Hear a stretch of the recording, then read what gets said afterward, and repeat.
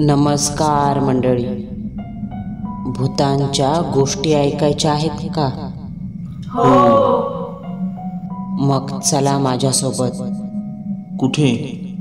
भूतांच्या जगात. आपण आज जो सत्य अनुभव ऐकणार आहोत त्याचं नाव आहे उतारा. सदरील अनुभव ऋतुजा चव्हाण यांनी पाठवला आहे. ही सत्यकथा मला माझ्या वडिलांचे लहान भाऊ म्हणजे माझ्या संदीप आप्पांनी सांगितलेली आहे. आप्पांच्या सांगण्यानुसार त्यांचा एक राकेश नावाचा डॉक्टर मित्र होता. त्याच्यासोबत सदरील घटना 2002 मध्ये घडली आहे. कोरोना काळात त्यांनी डॉक्टरकीचा धर्म निभावला. कित्येक रुग्णांचे प्राण वाचवले. पण त्या कोरोना काळातल्या संघर्षात डॉक्टर राकेश यांना कोरोना झाल्याने ते मात्र दगावले. ईश्वर त्यांच्या आत्म्याला शांती देवो. ऐकूया त्यांचा अनुभव. राकेश भाग्यराज सरोदे हे व्यवसायाने डॉक्टर होते आणि स्वभावाने नास्तिक. देवाधर्मावर त्यांचा बिलकुल विश्वास नव्हता. त्यांच्या मते मानव हे निसर्गामार्फत तयार झालेलं शरीर आहे. उलट मानव जसा जसा प्रगत होऊ लागला त्याला बुद्धी आली तेव्हा त्याने देव नावाची गोष्ट अस्तित्वात आणली. दगडाला आकार दिला, त्याला हळद कुंकू हार वाहिले. त्यांच्या मते देव ही कल्पना म्हणजे अंधश्रद्धा होती ज्यात काहीच तथ्य नव्हतं. राकेश जरी नास्तिक असले तरी त्यांच्या पत्नी म्हणजे सरिता यांचा मात्र देवावर विश्वास होता. त्या प्रभू श्रीरामाच्या परमभक्त होत्या. माझ्या आप्पांच्या सांगण्यानुसार ही सत्य घटना तेव्हा घडली जेव्हा राकेश यांचं नुकतंच लग्न झालं होतं आणि या घटनेनंतर राकेश यांचा देवावर पूर्णतः विश्वास बसला. त्यांच्या नास्तिकतेचा गर्व क्षणात गळून पडला. राकेश यांचं फेब्रुवारी महिन्यात सरिताशी लग्न झालं. तर झालं असं, ऐन हिवाळा सुरू होता. राकेश, सरिता, माझे आप्पा आणि त्यांचे अजून 2-3 मित्र ज्यांची लग्न झाली होती असा हा ग्रुप एका घाटावरच्या धबधब्यावर पार्टीसाठी गेला. घाटातल्या एका बाजूला त्यांच्या 2-4 फोर व्हीलर गाड्या थांबवून हे सर्वजण धबधब्यावर जायला निघाले. कारण धबधबा जंगलाच्या आत होता. गाड्या तिथपर्यंत जाणं अशक्य होतं. म्हणून जंगलातून 30-40 मिनटं तरी चालत जावं लागणार होतं. असंच सर्वजण आपापल्या जोडीदाराबरोबर मजा मस्ती गप्पा गोष्टी करत रस्ता कापत निघाले. त्यांच्या हातात थोडंफार सामानसुद्धा होतं. सामान म्हणजे बसायला चटई, दारू असलेला किंगफिशरचा बॉक्स असं काहीसं. 20-25 मिनटं चालून झाल्यावर ग्रुपमधल्या एका स्त्रीला एक वेगळंच चमत्कारिक दृश्य दिसलं. अरे, इकडे या सर्वांनी, हे काय आहे पहा जरा, ग्रुपमधली ती स्त्री म्हणाली. तिच्या नजरेसमोर खाली जमिनीवर एक केळीचं पान होतं. त्या पानावर एक टाचण्याने भरलेलं पिवळसर लिंबू ठेवलं होतं आणि त्यावर हळद कुंकू वाहिली होती. बाजूलाच एक काळ्या पिसाचं कोंबडं मरून पडलं होतं. त्या कोंबड्याच्या गळ्यावरून कोणीतरी पातळ पातीचा धारदार सुरा फिरवला असावा, कारण पानावर रक्ताचा पाट वाहिला होता आणि मरण्याअगोदर त्या कोंबड्याने नक्कीच जीवाच्या आकांताने फडफड केली असावी, कारण त्याच्या रक्ताचे शिंतोडे अवतीभोवती पसरलेले होते. त्या कोंबड्याची ही अवस्था पाहता कोणीतरी नक्कीच त्याचा काळ्या जादूसाठी बळी दिला होता. कोंबड्या बाजूलाच एक तांदळाच्या पिठाची बाहुली होती. बाहुलीच्या डोळ्याजागी 2 काळ्या मोहरी अडकवल्या होत्या. गळ्यात बिब्याची माळ घातली होती. तोंडाच्या जागी कोळशामार्फत दातांचा धारदार जबडा रेखाटला होता. त्या जबड्याला पाहताना असं वाटायचं का ती बाहुली आपल्याकडे पाहून विकृतपणे हसत आहे. वातावरणात अवतीभोवती मनाला कमालीची अशुभ निगेटिव्ह एनर्जी जाणवत होती. अरे मित्रांनो, मला माहिती आहे हे काय आहे. गावाकडे असताना आजोबांकडून ऐकलं होतं.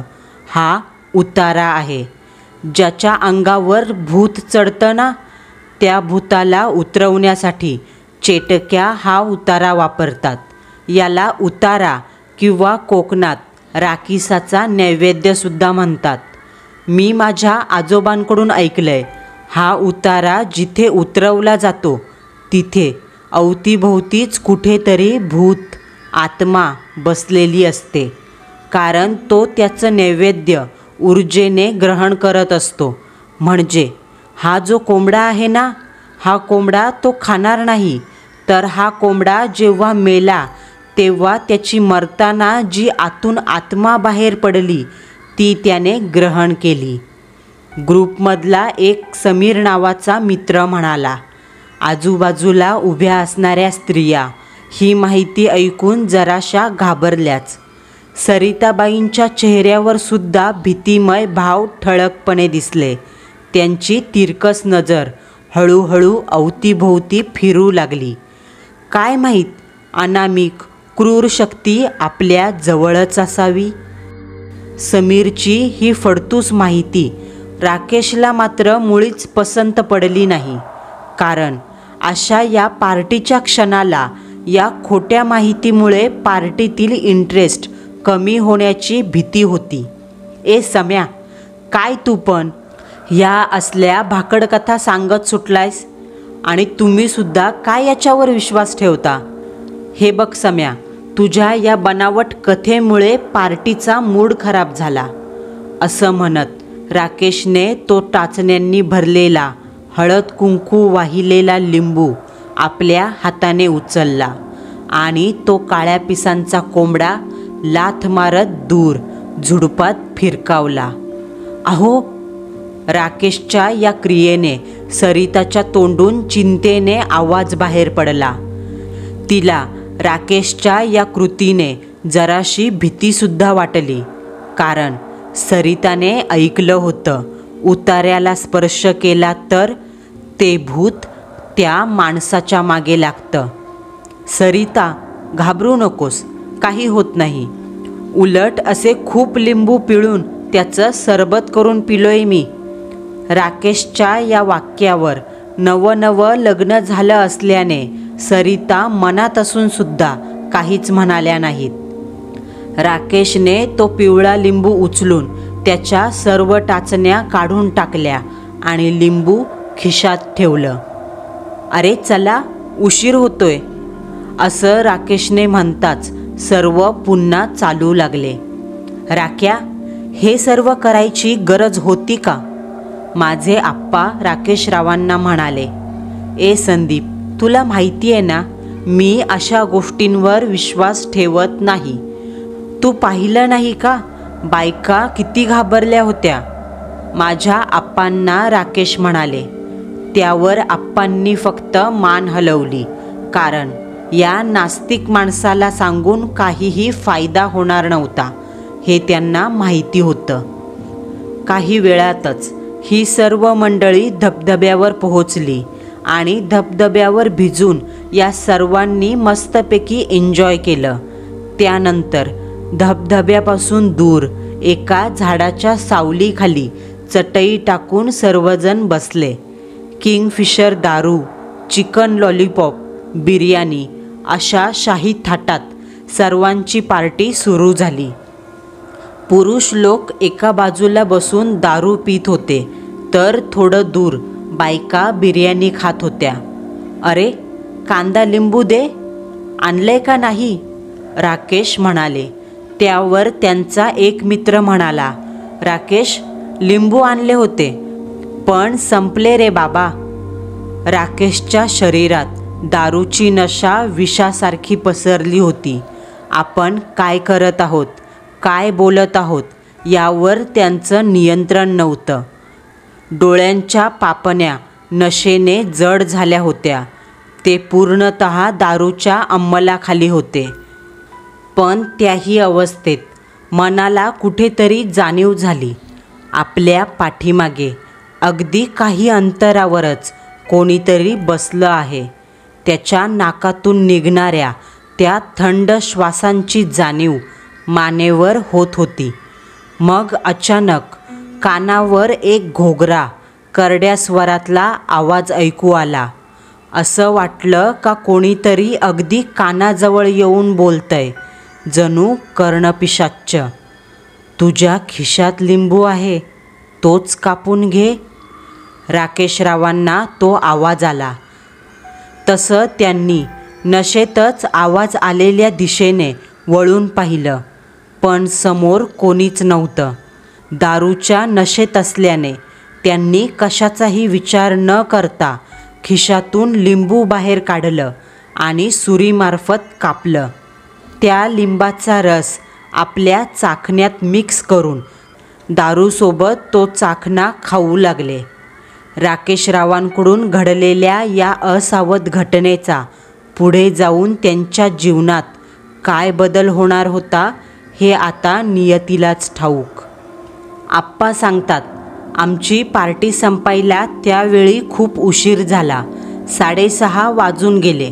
आकाशातला सूर्य केव्हाच निघून गेला होता. जंगलाची वाट अंधाराने गिळायला सुरुवात केली. झुडपाच्या मागे लपून बसलेल्या रातकिड्यांची किरकिर ऐकू येऊ लागली.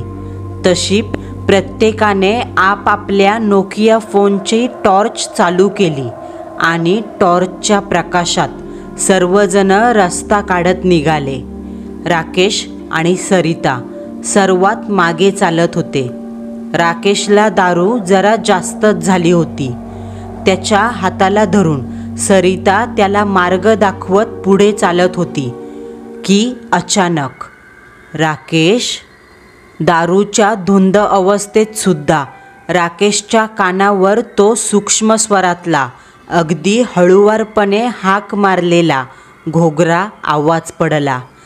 तसा राकेश जागेवरच थांबला. त्याला असं थांबलेलं पाहून सरिताबाईंनी विचारलं, काय हो, काय झालं? असं थांबलात का? चला. पण राकेशचं सरिताच्या बोलण्याकडे लक्षच नव्हतं. राकेश. हवेच्या झुळकेसहित राकेशच्या मागून तो आवाज वाहत आला. राकेशने गरकन मागे मान वळवून पाहिलं. त्याच्या अंधुक नजरेला त्याच्यापासून 20 पावलांवर झाडाच्या बाजूला एक मानवी आकृती दिसली, पण भरपूर वेगळी. उंचीने साधारण 6 फूट. सर्व शरीरावरची कातडी प्रेताळ होती. जणू कातडीला प्रेताची पांढरी राख चोळली असावी. अंगावर खाली एक पांढरं धोतर सोडलं तर सर्व शरीर उघडबंब. डोक्यावर पिकलेले पांढरे केस होते. डोळ्याची बुबळे दुधाळ आणि त्यात मिरी एवढा ठिपका. दात दाखवत ते ध्यान राकेशकडे रागाने पाहत होतं. मी सोडणार नाही तुला. तुझं वाटोळं करीन भडव्या. बर्बाद करीन तुला. तू माझा खुराक उडवलास ना. थांब, तुझ्या नरडीचा घोटच घेतोय. घोगऱ्या आवाजात ते ध्यान म्हणालं. दारूच्या नशेत असलेले राकेश जड पापण्यांनी हे सारं ऐकत होते. त्यांना पुढे घडणाऱ्या दृश्याची कल्पनाच नव्हती. सरितासुद्धा राकेशकडे पाहत होती, पण तिच्या नजरेला त्या गडद अंधारात काहीही दिसत नव्हतं. वहिनी, अगं तुम्ही दोघे इथे का थांबलात? चला, काळोख होईल. सर्वजण पुढे गेले सुद्धा. माझे आप्पा पाठी येऊन म्हणाले. त्यांच्या त्या वाक्यावर सरिता म्हणाली, अहो भाऊजी, हेच थांबलेत पहा ना, आणि एकटक काळोखात काहीतरी पाहत आहेत. काय माहिती काय झालंय. माझ्या आप्पांनीसुद्धा राकेश जिकडे एकटक पाहत होता तिथे पाहिलं. तसा त्यांना गडद अंधार दिसला. पण मनाला काहीतरी अशुभ जाणीव झाली. वहिनी, तुम्ही त्याचं ऐकू नका, तो दारूच्या नशेत बरळतोय. तुम्ही चला लवकर, हवं तर राक्याला माझ्याकडे द्या. असं म्हणत आप्पांनी राकेशरावांचा ताबा घेतला आणि त्याला ढकलत पुढे येऊ लागले. अरे थांब ना संध्या, तो बघ बघ कसा बोलवतोय मला. अरे बघ बघ, हाका मारतोय, थांब. राकेशच्या तोंडून एक साथ हाच उच्चार निघत होता, पण माझ्या आप्पांनी काहीच ऐकलं नाही आणि त्याला गाडीपर्यंत घेऊन आले. सगळीजणं गाडीत बसून घरी निघून आली. पार्टीच्या दिवशी राकेश घरी आले, पण त्यांचं बरळणं सुरूच होतं. कधी म्हणायचे, तो बघ कसा हसतोय माझ्यावर, बघ मला वाकुल्या दाखवतोय, अरे बघ बघ उड्या मारतोय. सरिता राकेशचे हे सर्व बोलणे ऐकत होती, पण त्यांनी दाखवलेल्या दिशेकडे पाहताना मात्र त्यांच्या नजरेला काहीच दिसत नव्हतं. राकेशचं असं बरळणं पाहून सरिताला जराशी भीतीच वाटू लागली, कारण बोलताना त्यांचे हावभाव इतके खरे होते की जणू खरोखर समोरच्या अंधारात जिन्यावर बाथरूममध्ये कोणीतरी उभं आहे. शेवटी कधीतरी राकेशला 11-11:30च्या दरम्यान झोप लागली. दुसऱ्या दिवशी पहाटे राकेशला एका भयानक स्वप्नासरशी जाग आली. तोच तो अगडबंब शरीरयष्टीचा म्हातारा, अंगावर तीच पांढरी धोती आणि तो एकटक जळजळीत नजरेने राकेशकडे पाहत होता. त्याच्या डोळ्यांच्या कवड्यात विस्तव अडकवला होता आणि बुबुळ निखाऱ्यासारखं पेटत होतं. त्याचा चेहरा बर्फासारखा पांढऱ्या रंगाचा होता आणि आपल्या काळ्या रंगाचे दात दाखवत तो राकेशकडे पाहून हसत होता. न जाणो कसं, पण त्या म्हाताऱ्याच्या हातात एक काळ्या पिसांचा कोंबडा आला. त्या म्हाताऱ्याने एक वेळ राकेशकडे आणि मग त्या कोंबड्याकडे पाहिलं आणि क्षणात त्याचं डोकं आपल्या तोंडात घालून उपटलं. राकेशकडे पाहत कच कच करत चवीने ते खाऊ लागला. हे स्वप्न इतकं भयानक होतं की राकेश झोपेतून झटकन जागे झाले आणि त्यांच्या पूर्ण अंगावर काटा आला. अहो, उठलात तुम्ही? सरिता खोलीत येत म्हणाली. हो, राकेश डोक्याला हात लावत म्हणाला, कारण दारूमुळे त्याचं डोकं जड झालं होतं. अहो, आपल्याला आज माझ्या माहेरी जायचंय. आमच्या गावात उद्या दरवर्षीप्रमाणे श्रीरामनवमी निमित्त प्रभू श्रीरामाची पालखी आहे. बस, पुढे काही बोलू नको. तुला जायचंय ना, तू जाऊन ये, राकेश म्हणाला. अहो, पण बाबांनी तुम्हालासुद्धा बोलवलंय, असं सरिता म्हणाली. तेव्हा नवीनच लग्न झालं होतं, म्हणून सासऱ्यांचा शब्द वाया जाऊ देणं चांगलं नाही या विचाराने राकेशने तिला जायला होकार दिला आणि म्हणाले, हे बघ सरिता, मला हॉस्पिटलमध्ये खूप काम आहे. शेड्यूलचे पेशंट येणार आहेत. त्यांचं उरकलं का मी रात्री येईल.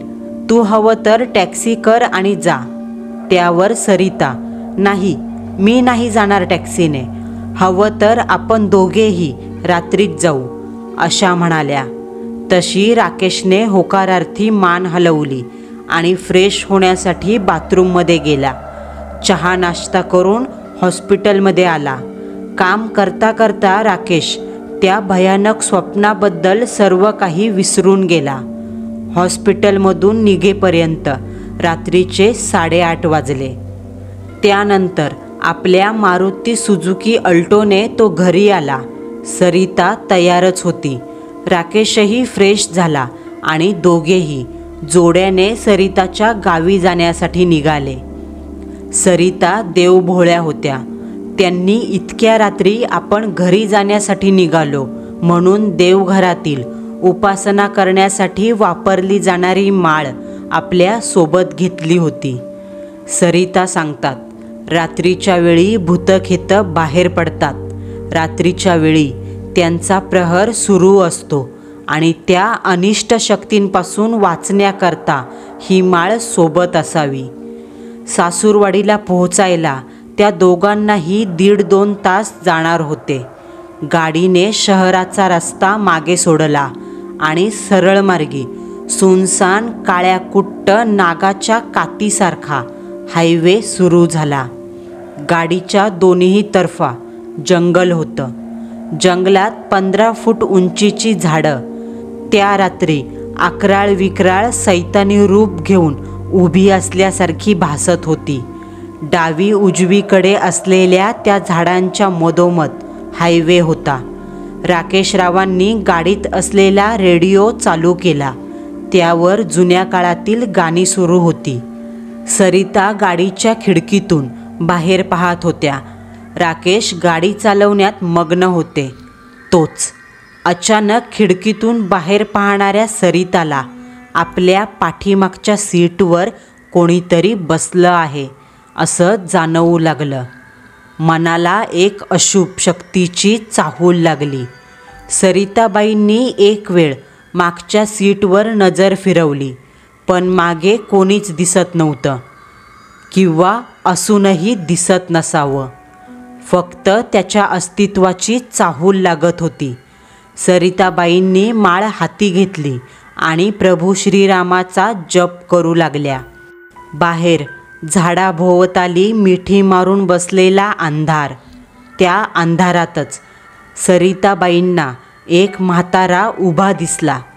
त्यांना वाटलं असेल कोणीतरी वाटसरू.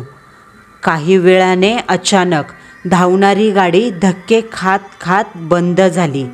राकेशने गाडी रस्त्याच्या बाजूला उभी केली आणि दरवाजा उघडला. गाडीतून उतरून बाहेर आले. सरिता गाडीत बसूनच होती. राकेशने गाडीची बोनेट उघडली. तसा बोनेट खोलताच आतून गरम झालेल्या इंजिनची झळ बसली. काय झालंय गाडीला? सरिताने विचारलं. त्यावर इंजिन गरम झालंय, पाणी ओतावं लागेल असं राकेशने सांगितलं आणि चालत गाडीच्या मागे आले. मागे येताना त्यांनी अवतीभोवती नजर फिरवली. काळ्या कुट्ट अंधारात मोठमोठी झाडं सोडून काहीच नव्हतं. सरळ पाहिलं तर हायवेचा सरळमार्गी रस्ता पुढे 50-60 मीटर अंतरावर जाऊन एक वळण घेत अंधारात गुडूप झाला होता. रस्त्यावर म्हणायला लांब कुठेतरी 2-3 लाईटचे खांब होते. त्यावर पेटलेल्या बल्बचा प्रकाश रस्त्यावर पडला होता आणि या सुनसान हायवेवर आपण दोघेच. ही कल्पना त्यांच्या मनात भीतीला आमंत्रण देत होती. सरिताबाई मात्र हातात उपासनेची माळ घेऊन जय श्रीराम या मंत्राचा मनातल्या मनात जप करत होत्या. राकेशने डिक्की उघडली आणि त्याची घोर निराशा झाली. आतमध्ये नेहमी भरून ठेवलेल्या पाण्याच्या 2 बाटल्या रिकाम्या होत्या. काय झालं पोरा? राकेशच्या कानावर अचानक असावधपणे एक घोगरा आवाज पडला.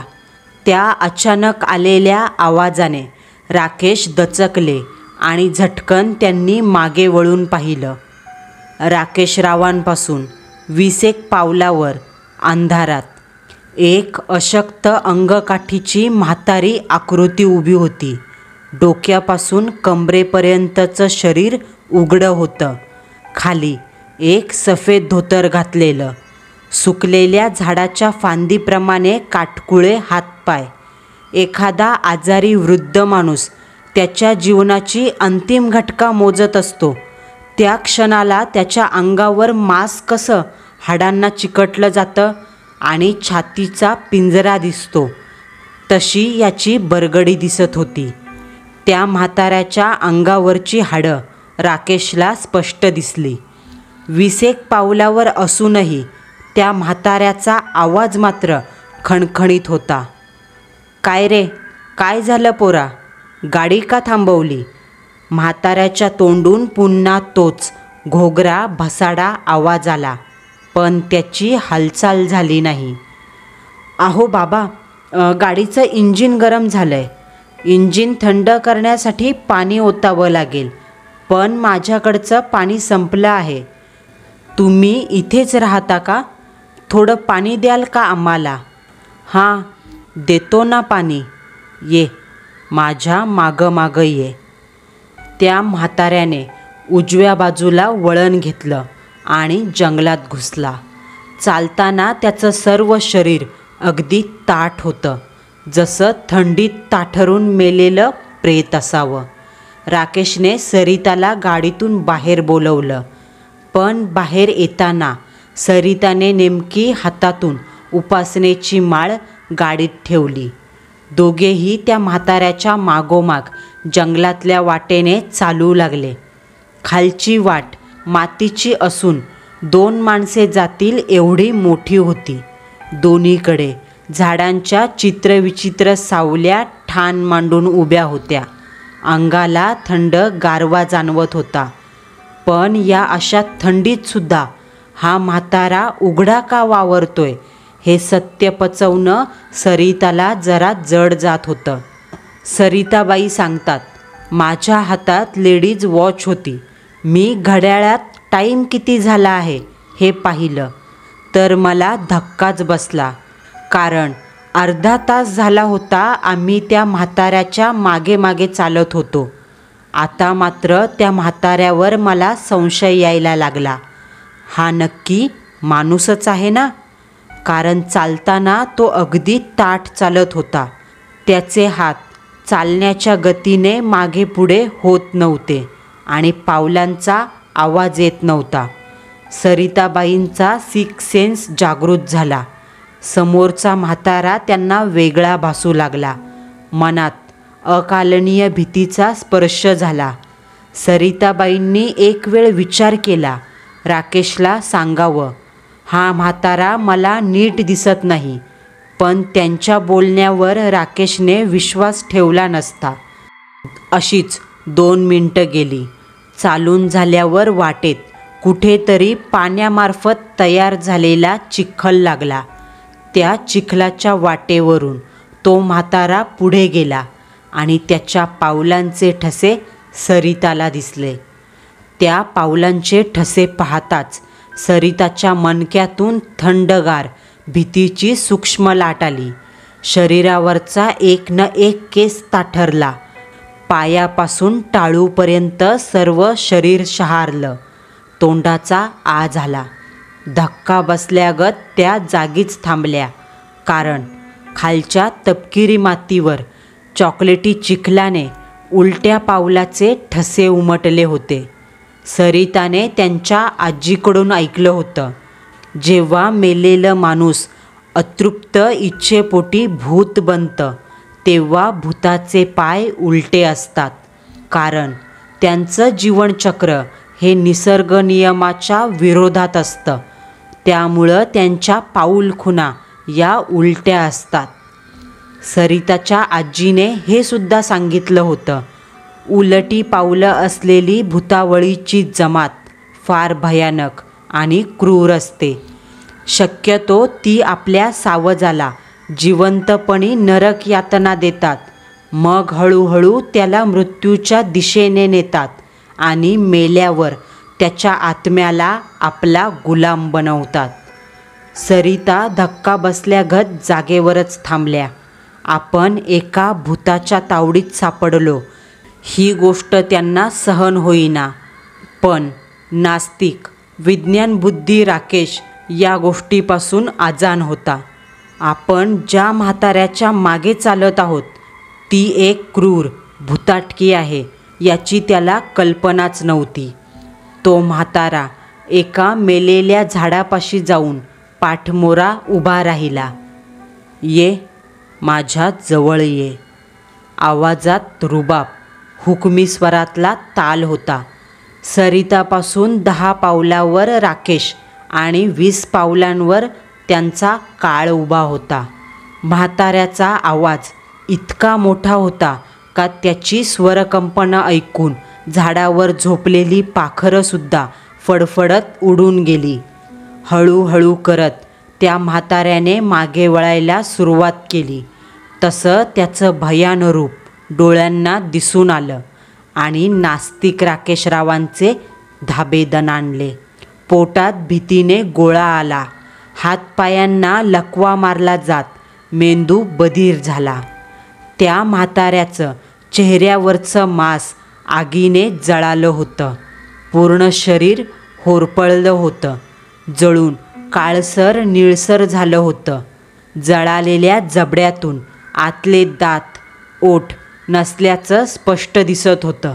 नाकाचे आणि तोंडाचे हाड स्पष्ट दिसून येत होतं. डोळ्यामध्ये रिकाम्या खोबण्यांमध्ये काळसर अंधार भरला होता. मानेपासून खालच्या पायापर्यंत सर्व शरीर जळालं होतं.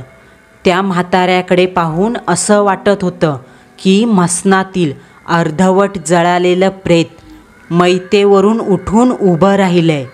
त्या ध्यानाच्या अंगातून पांढरट धुराची वाफ बाहेर निघत होती, ज्यातून मांस जळाल्याचा, केस करपल्याचा घाणेरडा वास बाहेर येत होता.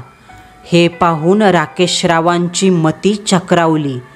ते नुसते डोळे फाडून समोर पाहत बसले. समोर दिसतंय ते नक्की खरं आहे का, हा विचारसुद्धा त्यांच्या मनात यायला वेळ उरला नव्हता. कसा घावलास हाताला? आता सोडणार नाही मी. माझा कोंबडा उडवला ना, आता तुझ्या नरडीचा घोटच घेतो मी. ये इकडं, माझ्या जागेत ये ये. ते पिशाच्च त्या झाडाखाली उभं राहून राकेशकडे पाहत म्हणालं. राकेशरावांची पावलं त्यांची इच्छा नसतानासुद्धा पुढे पुढे पडू लागली. असं वाटलं सर्व काही संपलं. हाच आपला अंत आहे आणि मृत्यूचा अंतिम क्षण आहे. सरिता मात्र आपल्या कुंकवाला मृत्यूच्या जबड्यात पुढे पुढे जाताना पाहत होत्या आणि नेमकं घाई गडबडीत त्यांच्याकडून एक चूक घडली होती. उपासनेची माळ गाडीतच राहिली होती. पण आपल्या नवऱ्याला वाचवण्यासाठी काहीतरी करणं भाग होतं. जय श्रीराम. अचानक न जाणो कसं पण सरिताच्या तोंडून परमार्थाचं नाव बाहेर पडलं आणि त्या 3 शब्दांनी सरिताच्या शरीरात रक्तारक्तात जणू एखाद्या शक्तीचा संचार होऊ लागला. इतकी वर्ष ज्या परमार्थाची मोठ्या मनाने उठता बसता भक्ती केली, त्याचाच हा परिणाम. जय श्रीराम, जय श्रीराम या शब्दांमधून जणू अदृश्य शक्तीचे कितीतरी रामबाण त्या म्हाताऱ्या भूताच्या अंगावर आघात करत होते. तसा तो म्हातारा जागेवर उड्या मारत मोठमोठ्याने ओरडू लागला. ए भवाने, चांडाळने, थांबव, थांबव ते बोल, नाहीतर तुझ्या नवऱ्याला जित्ता खाईल मी. प्रत्येक शब्दाला त्याचा द्वेष दिसून येत होता. त्या भयानक आवाजातल्या धमकीने अंगावर भीतीचा अंमल चढत होता. पण सरिताने श्रीरामाचं नामजप करणं थांबवलं नाही. कारण नामजप थांबवला तर ते सैतान आपल्याला मारून टाकणार हे त्यांना माहीत होतं. त्याच वेळेस सरिताला एक गोष्ट आठवली. जर कधी भूतखेतं दिसली, त्यांच्याशी सामना झाला आणि आपल्याजवळ काही शस्त्र नसेल तर पाणी, दगड, चिखल, मूत्र असं काहीही हातात घेऊन देवाचं नाव उच्चारायचं आणि हातात जे काही असेल ते भूताच्या अंगावर फेकायचं, ज्याने ते भूत पळून आपलं पिच्छा सोडतं. सरिताने मनात हिंमत गोळा केली आणि जमिनीवरचा एक दगड उचलून तोच दगड चिखलात बुडवून जय श्रीराम असं नाव घेत तो दगड त्या म्हाताऱ्याच्या दिशेने फेकला. त्या दगडाचा स्पर्श त्या ध्यानाच्या अंगाला होताच त्याच्या अंगाची लाही झाली आणि जागेवरचं ते ध्यान वानरासारखं उड्या मारत हात पाय वेडेवाकडे हलवू लागलं आणि उड्या मारतच जंगलात दिसेनासं झालं. तो म्हातारा दिसेनासा होताच सरिताने राकेशला कसं तरी गाडीपर्यंत आणलं. या घटनेने त्यांची अवस्था फारच बिकट झाली होती. त्यांना एक जबर शॉक बसला होता. शेवटी सरिताने गाडीत असलेली उपासनेची माळ राकेशच्या गळ्यात घातली. तेव्हा कुठे राकेशला बरं वाटलं. माळेत असलेल्या दैवी गुणांनी राकेशच्या मनातील भीती दूर केली होती. जरा भानावर येताच राकेशने गाडीची चावी फिरवली आणि पहिल्या फेरीतच इंजिन घर असा आवाज करत चालू झालं. गाडी चालू होताच राकेश सरिताला घेऊन मध्यरात्री 1:30 वाजायच्या सुमारास सासूरवाडीला पोहोचला. सरिताच्या परिवारातील सगळीजणं जागीच होती. सरिताने घडलेला सारा प्रकार घरी सर्वांना सांगितला. त्यावर तिच्या वडिलांनी, तुम्ही दोघे आता आराम करा, आपण उद्या सकाळी बोलू, असं सांगितलं. त्यानंतर सरिताच्या वडिलांनी सकाळ झाल्यावर एका जाणकार व्यक्तीला घरी बोलवलं, ज्याला भूताखेताबद्दल माहिती होती. त्याने सांगितलं, जावई बापू, तुम्ही नास्तिक आहात म्हणून तुम्ही तो उतारा लाथेने उडवला, पण त्या उतार्यावरून उतरवलेलं ते पिशाच्च, ती अमानवीय शक्ती तिथेच ठाण मांडून बसली होती. जेव्हा तुम्ही तो उतारा लाथेने दूर उडवलात तेव्हा ते पिशाच्च खवळलं, कारण त्याच्या तोंडातील घास तुम्ही हिसकावून घेतलात. आणि अशा शक्ती पापभीरू असतात. त्याने तुमची गाडी रस्त्यात बंद पाडली. तेव्हाच त्याला संधी भेटली आणि मग त्याने तुम्हाला भुलवून त्याच्या सोबत नेलं आणि जेव्हा त्याची हद्द आली तेव्हाच त्याने रूप दाखवलं. पण श्रीरामाच्या कृपेने सरिता तिथेच होती. सरिता श्रीरामाची खूप मोठी भक्त आहे. तिच्या भक्तिप्रेमापोटी तो परमार्थ तिच्या एका हाकेवर धावून आला. जावई बापू, तुम्ही त्याचं अस्तित्व कितीही नाकारलं तरी तो आहे, देव आहे आणि त्याचा एक उत्तम असा अनुभव तुम्ही घेतला आहे. त्या माणसाचे हे बोल ऐकून राकेशच्या डोळ्यात पाणी तरळलं, कारण आयुष्यात कधीच आपण ज्या मंदिराची पायरी चढलो नाही त्या शक्तीने आज आपल्याला वाचवलं. सरिताबाईंच्या गावात श्रीरामाची पालखी निघाली आणि त्या दिवशी त्या पालखीला राकेशरावांनी पूर्ण गावाला फेरी मारेपर्यंत खांदा दिला आणि पुढे जाऊन श्रीरामाची भक्ती करायला सुरुवात केली. मंडळींनो, आपणही वाटेत कुठे उतारा दिसला तर वाट बदला, पण उगीचच नसतं धाडस करू नका, नाहीतर ते धाडस अंगाशी येऊ शकतं. आपला आजचा सत्य अनुभव तुम्हाला कसा वाटला हे कमेंट बॉक्समध्ये कळवायला विसरू नका. पुन्हा भेटू. नवा सत्य अनुभव, नवा थरार.